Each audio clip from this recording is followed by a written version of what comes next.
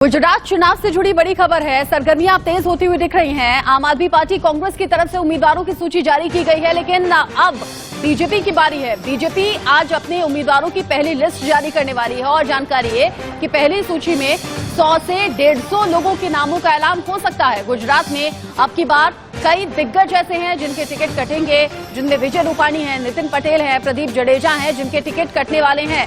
सौरभ पटेल, भूपेंद्र सिंह चुडासमा समेत 35 नेताओं के टिकट कटेंगे। गुजरात जहां पर नए चेहरों पर दाव लगाना चाहती है बीजेपी, जहां पर युवा चेहरों को मौका देना चाहती है बीजेपी, ऐसे में 55 से 60 साल के जो कैंडिडेट्स होंगे उनके टिकट कटने वाले हैं। साथ ही साथ जो 3 बार चुनाव लड़ चुके हैं उनके भी टिकट कटना तय माना जा रहा है। इसमें अब 40 से 45% नए चेहरों को मौका मिलेगा, जो अभी तक की जानकारी है। साथ ही साथ युवा वो चेहरे रहेंगे। इस बीच एक और बड़ा अपडेट आप जान लीजिए। आज बीजेपी केंद्रीय चुनाव समिति का मंथन भी होगा और देर रात तक मीटिंग चली है। बीजेपी केंद्रीय चुनाव समिति की बैठक चली है और सभी 182 सीटों के लिए उम्मीदवार कौन कौन होंगे इसको लेकर बात हुई है। सभी वरिष्ठ जो कि 55 से 60 साल या उससे ज्यादा है, ऐसे वरिष्ठ नेताओं के टिकट काटे जाएंगे। ये सूत्रों के हवाले से खबर है। जैसे मैंने कहा, युवाओं को, नए चेहरों को मौका दिया जाएगा। सभी वरिष्ठ नेता जिनमें खुद पूर्व मुख्यमंत्री भी आते हैं, पूर्व मुख्यमंत्री के भी टिकट कटने की जानकारी मिल रही है। आज भी जारी रहेगा बीजेपी का ये मंथन, जिसमें सभी उम्मीदवारों को लेकर, उनके नाम को लेकर चर्चा होगी। इससे पहले गुजरात में बड़ी मीटिंग्स हो चुकी हैं, साथ ही साथ दिल्ली में हाई लेवल मीटिंग हो चुकी हैं और आज फाइनली लिस्ट सामने आ सकती है। इस पर बात करने के लिए मेरे 2 सीनियर कोलीग मेरे साथ जुड़ गए हैं। अभिजीत भट्ट मेरे साथ हैं, जिगर देवानी मेरे साथ हैं। अभिजीत जी, पहले आप ही का रुख करते हुए, बीजेपी लंबे वक्त से चर्चा कर रही है उम्मीदवारों को लेकर, आज फाइनली हम समझें कि लिस्ट बाहर आ जाएगी? रत्ना, बता दूं तो जिस तरह से कल देर रात तक भाजपा की जो केंद्रीय चुनाव समिति है उनकी बैठक चली थी, प्रधानमंत्री नरेंद्र मोदी की अध्यक्षता में हुई थी और 182 सीटों के लिए मंथन किया गया था। और ऐसा सुनने में आ रहा कि जिस तरह से उम्मीदवारों के चयन किया जाएगा, इस बार सरप्राइज होगा, क्योंकि जो नो रिपीट थियरी प्रधानमंत्री नरेंद्र मोदी काफी सालों से गुजरात में इम्प्लीमेंट करे, इसी प्रकार की नो रिपीट थियरी इस बार भी इम्प्लीमेंट किया और उसके चलते पूर्व मुख्यमंत्री विजय रूपाणी, पूर्व उप मुख्यमंत्री नितिन पटेल और उनके कैबिनेट मिनिस्ट्री में जो रहे थे मिनिस्टर्स, चाहे वो कैबिनेट मिनिस्टर हो या एमओएस हो, उन सबका टिकट कट गई है। और उन सब में कल बाकायदा लेटर लिख के हाईकमान को और प्रदेश नेतृत्व को जानकारी दे दी है कि हम चुनाव लड़ने के लिए इच्छुक नहीं है।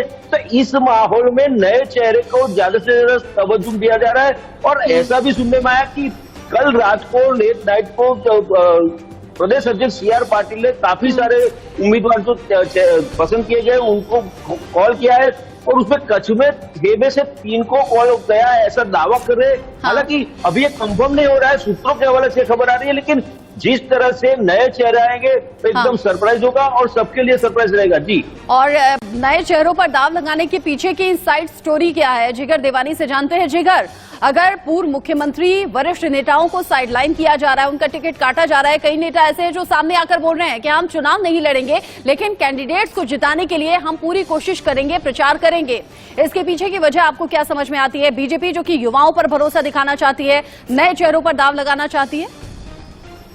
देखिए, मैं आपको बता दूं कि 1 साल पहले जब पूरा मंत्रिमंडल चेंज हुआ था, ये तभी से कयास लगाया जा रहा था कि ये पूरा सबको साइड ट्रैक कर दिया गया, अब उनको मौका नहीं मिलेगा।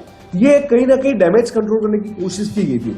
अब उनको हटाया गया है, पूरा मंत्रिमंडल चेंज कर ही दिया है, तो फिर उनको वापस रिपीट करने का कोई मतलब नहीं बन रहा था। तो एक चीज तो तय थी कि सबको, नए लोगों को एक चांस दिया जाएगा, क्योंकि एंटी इनकम्बेंसी भी थी, काफी सारी चीजों को लेकर नाराजगी भी थी। उस वक्त कोरोना का दौर था, वहां पे भी सरकार से लोग नाराज थे, तो सबको कोई चांस नहीं दिया और पूरा मंत्रिमंडल जब चेंज कर दिया। आपको बता दूं कि वो पहले से कयास लगाया जा रहा था, कम से कम 25% ऐसे नए युवा लोग होंगे जिनको पहली बार टिकट दी जाएगी।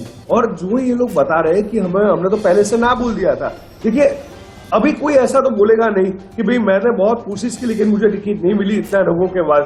तो ये कहीं ना कहीं अपने हिसाब से लोग अपना कयास लगा रहे हैं। आपको बता दो, गुजरात विधानसभा चुनाव के लिए जो टिकट के मुद्दे को लेकर बुधवार रात पीएम मोदी की जो मौजूदगी में बीजेपी की बैठक हुई, उसमें लगभग ऐसा माना जाता है कि 4 घंटे तक चर्चा हुई थी और इसी दौरान प्रत्याशियों के नाम तय हो गए और खबर ये भी थी कि बीजेपी के उम्मीदवारों की पहली लिस्ट बुधवार रात को ही जारी कर दी जाएगी। हालांकि गुरुवार सुबह मतलब अभी तक कोई नाम की घोषणा नहीं की गई है, लेकिन अभी देखना ये रहेगा कि जो बड़ी सीट है जहां बड़े बड़े दावेदारों का पता कट हुआ है वहां वो किनको चांस दे रहे हैं। जी जिगर, आप रहिएगा हमारे साथ। अभिजीत जी भी हमारे साथ जुड़े हुए हैं। गुजरात चुनाव से जुड़ा ही एक बड़ा अपडेट दर्शकों तक पहुंचा देते हैं। गुजरात चुनाव से जुड़ी ये बड़ी जानकारी जिसमें विजय रूपाणी ने चुनाव नहीं लड़ने की घोषणा की है। बीजेपी चुनाव समिति के फैसले से पहले ही ऐसी घोषणा कर दी है। दिल्ली में जारी है गुजरात चुनाव पर महामंथन, जहां उम्मीदवारों को लेकर लगातार चर्चा चल रही है। ऐसे में बड़े नेताओं के टिकट कटने की संभावना जो जताई जा रही है उसका रिजल्ट भी अब सामने आ रहा है। विजय रूपाणी खुद सामने आ रहे हैं, चुनाव नहीं लड़ेंगे ऐसी जानकारी दे रहे हैं और ये कह रहे हैं कि जो कैंडिडेट्स चुनावी मैदान में उतारे जा रहे हैं उनकी जीत के लिए हम पूरी कोशिश करेंगे। ITV नेटवर्क ने पहले ही ये एक्सक्लूसिव जानकारी अपने दर्शकों तक पहुंचाई थी कि बड़े और वरिष्ठ जो चेहरे हैं उनके टिकट कट सकते हैं। 3 बार से ज्यादा जिन्होंने चुनाव लड़ा है उनके टिकट कट सकते हैं। पूर्व मुख्यमंत्री के टिकट कट सकते हैं। जो वरिष्ठ हैं 55 से 60 साल के उनके टिकट कट सकते हैं और ऐसा होता हुआ दिखाई दे भी रहा है। नए चेहरों पर दाव होगा। संजय शर्मा ज्यादा अपडेट के साथ जुड़ गए हैं इस खबर पर हमारे साथ। संजय, क्या आज फाइनली वो दिन आ गया है जब बीजेपी की तरफ से गुजरात में कैंडिडेट्स की घोषणा हो जाएगी, क्योंकि लंबे वक्त से मंथन चल रहा है?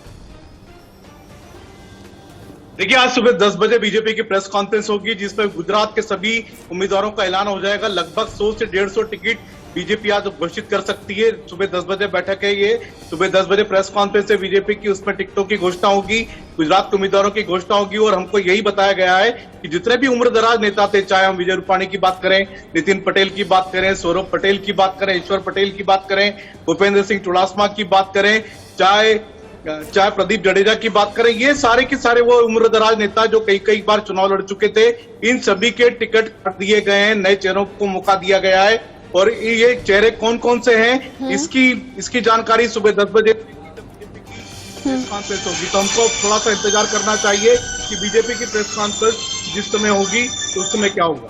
जी संजय, जैसे आपने जानकारी दी कि उम्रदराज नेताओं के टिकट कटने वाले हैं, ऐसा होता है पार्टी में जो मंथन होता है, इस तरह के बड़े फैसले होते हैं तो वो नेता खुद से जाकर कहते हैं या फिर ये कहिए उनसे कहलवाया जाता है कि वो अब चुनाव नहीं लड़ रहे हैं, वो अपने कदम पीछे खींच रहे हैं, बाकी कैंडिडेट्स के लिए और पार्टी के लिए वो काम करेंगे। अगर उम्रदराज नेताओं के टिकट कट रहे हैं तो क्या ये समझा जाए कि मुख्यमंत्री पद का जो चेहरा होगा वो भी युवा हो सकता है क्या? क्योंकि गृह मंत्री अमित शाह ने कहा था बीजेपी की वापसी होगी, भूपेंद्र पटेल फिर से मुख्यमंत्री होंगे, तो क्या समझे इन दोनों बातों का अर्थ? देखिए, जो हमारी जानकारी है, मुख्यमंत्री भूपेंद्र पटेल को बीजेपी टिकट देने जा रही है और उनको उसी जगह से टिकट दे रही जहां से कि वो चुनाव जीत करके आते थे। तो उनका टिकट तो फिलहाल नहीं कटता नजर आ रहा, लेकिन जितने उम्रदराज नेता हैं उनके टिकट जरूर कटते हुए नजर आ रहे हैं। मैंने आपको कई सारे बड़े नाम भी बताए, कई सारे नाम भी गिनाए, इनके टिकट लगभग कटना तय माना जा रहा है। इनमें से कई ने तो आगे बढ़कर के घोषणा भी कर दी कि हम लोग चुनाव नहीं लड़ेंगे। तो इनके लिए खुद के लिए भी एम्बैरेसिंग सिचुएशन पैदा हो सकती थी और साथ ही साथ बीजेपी के लिए भी एम्बैरेसिंग सिचुएशन हो सकती थी कि भाई इनको टिकट, बीजेपी ने इनको टिकट नहीं दिया या इन्होंने खुद ने टिकट लड़ने से, चुनाव लड़ने से मना कर दिया। तो ये इस पर अब काम चल रहा है। जहां तक मुख्यमंत्री की बात है तो उनको तो बीजेपी टिकट देने जा रही है और मुख्यमंत्री कौन होगा ये चुनाव के बाद मालूम पड़ेगा। बीजेपी का पार्लियामेंट्री बोर्ड इस बात का फैसला करता है कि किस राज्य में किसको मुख्यमंत्री बनाया जाए। गुजरात वो राज्य की जहां पर कि 6 साल में हमने तीसरा मुख्यमंत्री देखा है। जी, जब इतनी उथल पुथल मुख्यमंत्री पद को लेकर रही तो फिर बीजेपी भी बहुत सोच समझकर कदम उठा रही है। और संजय, मुझे याद है आपने एक्सक्लूसिव जानकारी दी थी कि पूर्व मुख्यमंत्री का टिकट भी कटेगा और उसका ऐलान भी अब मंत्री खुद, माफ कीजिए, नेता खुद आकर सामने कर रहे हैं और ये कह रहे हैं कि हम चुनाव नहीं लड़ने वाले हैं। आप रहिएगा संजय, साथ ही साथ जिगर और अभिजीत जी भी हमारे साथ जुड़े हुए हैं। एक बड़ा अपडेट गुजरात चुनाव से जुड़ा हुआ ही, नितिन पटेल ने चुनाव नहीं लड़ने के संकेत दे दिए हैं। एक और नाम सामने आ गया है, गुजरात के डिप्टी सीएम नितिन पटेल, जो कि कह रहे हैं कि चुनाव को नहीं लड़ेंगे। नितिन पटेल से गृह मंत्री अमित शाह ने बात भी की है और पहले ही चर्चा इस बात को लेकर पहले गुजरात में मौजूद रहकर हुई, फिर दिल्ली में महामंथन हुआ जिसमें खुद प्रधानमंत्री नरेंद्र मोदी के शामिल रहने की खबर सामने आई। पहले विजय रूपाणी जो अब चुनाव लड़ने के लिए इनकार कर चुके हैं और अब गुजरात के डिप्टी सीएम नितिन पटेल भी कह रहे हैं कि वो चुनाव नहीं लड़ेंगे।